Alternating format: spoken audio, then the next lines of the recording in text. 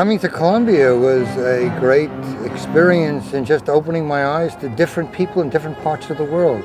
Columbia was a home away from home. Some of my happiest days are still Columbia days, feeling that the spirit is still here. Jacqueline Bello, College of Physicians and Surgeons, 1980. Well, this garden in particular has a lot of meaning for me. I was born in the Harkness Pavilion, and I graduated in this garden from the College of Physicians and Surgeons in 1980. My class was a class of unity, so much so that 10 people in my class married 10 other people in my class. The appreciation that kicks in when you leave and you realize that you've gotten it right, and you realize that there is a difference between your education and what others in medicine know, make it easy to come full circle and to come back and to want to give and to want to stay connected. I began very modestly by giving my time, giving my energy, giving back leadership. And then gradually, I had the opportunity to establish an award named for my father, who's also a P&S grad.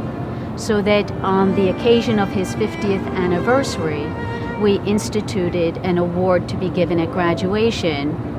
And this award is given for listening. What thrilled me about the timing of the medal is that it was given on the occasion of his 60th anniversary, or the 10th year of that award being established. I wish I could give many more awards in greater amounts and forever. Mr. President, we are so proud of our alumni, Caterina, Autor, Bernstein. Columbia is sort of the essence and the very best of what New York has to offer.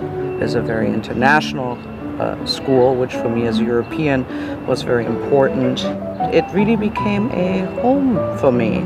Columbia, and especially the faculty at Columbia, teaches you to think outside the box. I met Louis Cole, later on became the dean of the film school, as my writing professor, and we hated each other. And then I took a year of absence. I was hired to do some location scouting for somebody in '89 in Berlin when the wall came down. And I came back and I had missed my spot for a thesis advisor. And my thesis advisor was designated to me, and it was Louis Cole. And I thought, oh God, no. And out of that grew probably one of the closest friendships I've ever had with a professor. The Dean's Council is really a think tank, and we try to develop concepts for the School of the Arts and its future. The long-term plan is to really aid people in looking into the after and help them to also plan for different careers. I think one needs to explore careers in editing, in cinematography, and not just be limited to screenwriting and directing.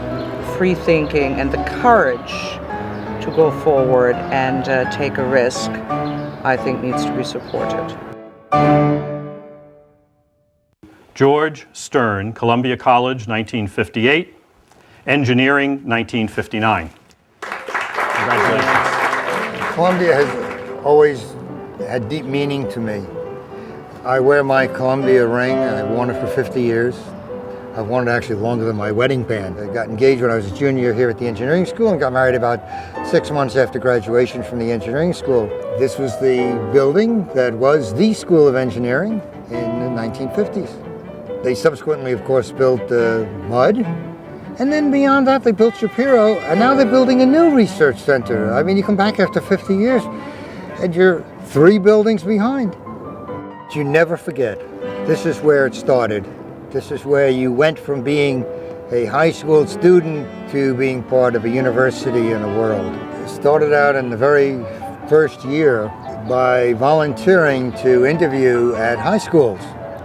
I found letters from the alumni office in 1960, saying how grateful they were that I would go to some of these very small towns in Maryland, West Virginia, and Ohio.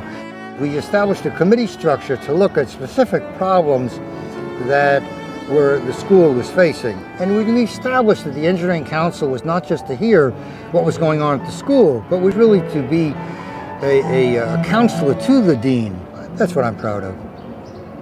Being in Detroit, you get lost from all of Columbia. You don't think that anybody would ever think of you. And that Columbia would think of me, I found most rewarding and gratifying. To walk out from Low Library and see 35,000 people, it's an astonishing experience.